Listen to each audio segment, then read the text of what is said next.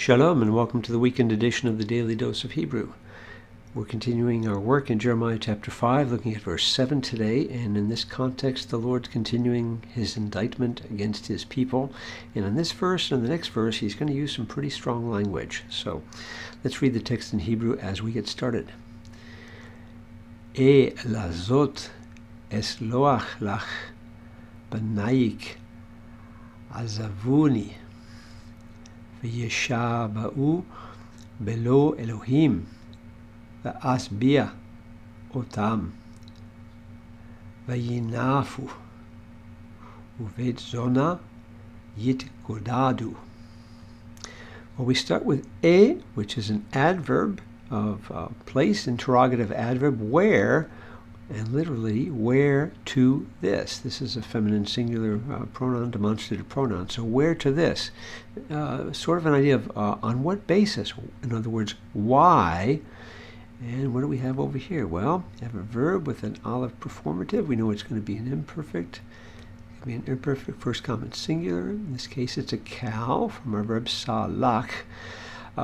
You may notice that you have a Kurei Kativ reading here, depending on which edition of a Hebrew text you're using.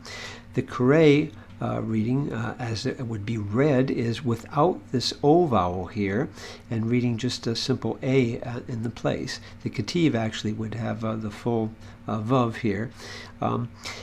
In our regular strong verb paradigm, you would always have an O vowel in this place, so it wouldn't be unusual to have a Vav, or at least the holum up there. But in a third guttural, like what we have here with a Hey in the third position, it'd be more common to have an A-type sound here, which is why the Kurei actually reads it that way.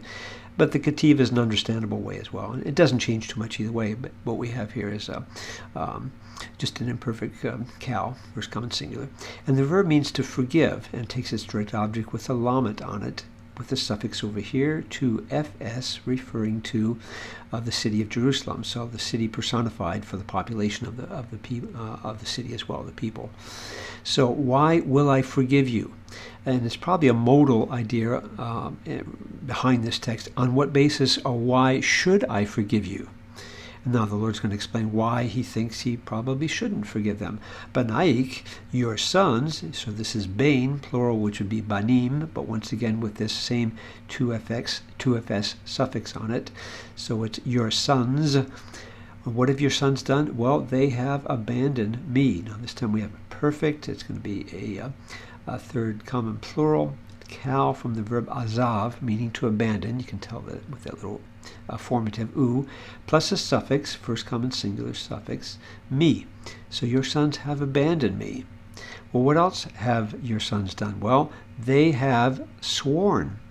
Now this time we have an imperfect consecutive with the vav and the patak here, yod at the beginning and u at the end, so we know it's going to be a third masculine plural. This time it's a nifal.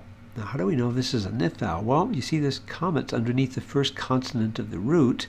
Good sign that you have a nifal imperfect. You actually see the nun of the nifal right there in that dagesh. It's assimilated into that dagesh there. So that's why we have that, plus a hirik underneath the preformative. So good signs. And this verb to swear is very often found in the nifal because you're engaging oneself. It's sort of a reflexive idea. I'm committing myself when I swear an oath. They have sworn, and you swear by something using a bait in Hebrew.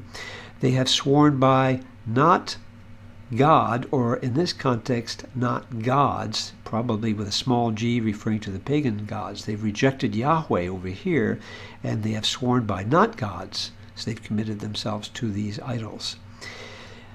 And I cause them to be satisfied. I filled them. Well, what do we have here? Once again, we have an imperfect.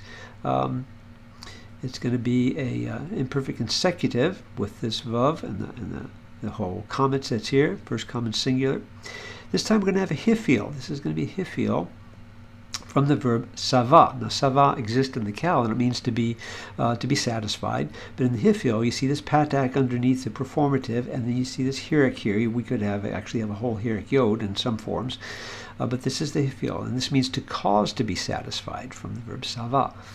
I caused them, direct object marker with a pronoun suffix, third masculine plural. I caused them to be satisfied. In other words, look what I did for them.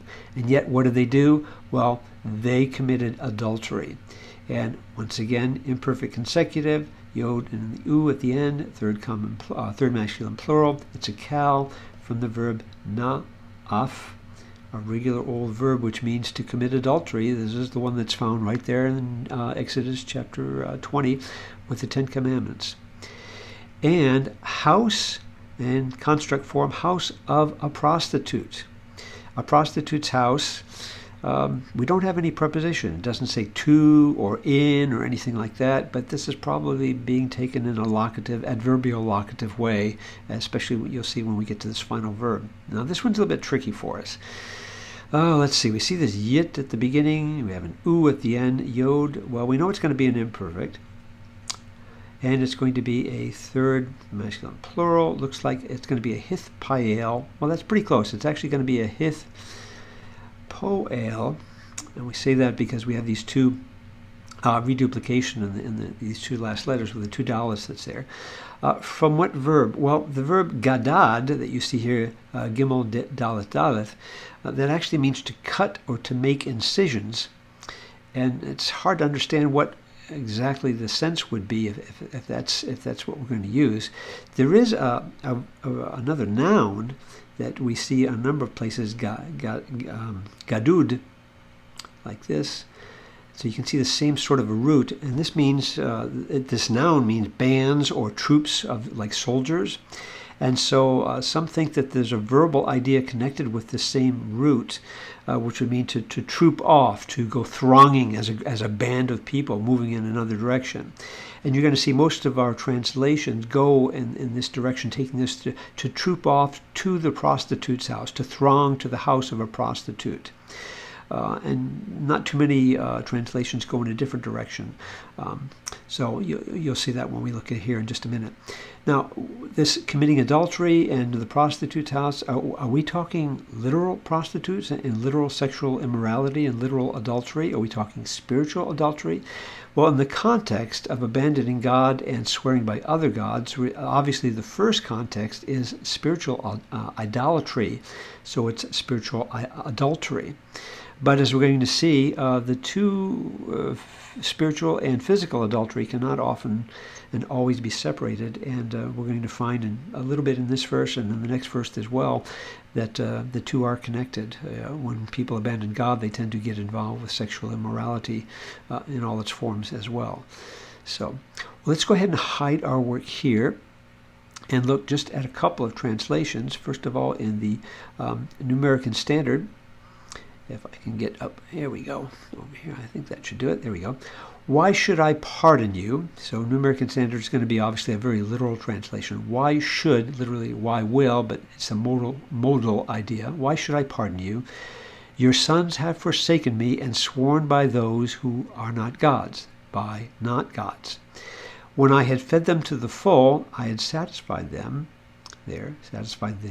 They committed adultery and trooped. So they're taking this idea of trooping to the harlot's house. Again, you don't have the preposition, but it's obviously some sort of a locative understanding there. And most of our translations, modern translations, are not too far from this. There's not a lot of variation. One that did take a slightly different line is the Christian Standard Bible. Most of it's about the same. Why should I forgive you? Your children, instead of sons, have abandoned me and sworn by those who are not gods. I satisfied their needs. I fed them to the full. Okay, satisfied their needs. Yet they committed adultery, so that's pretty straightforward.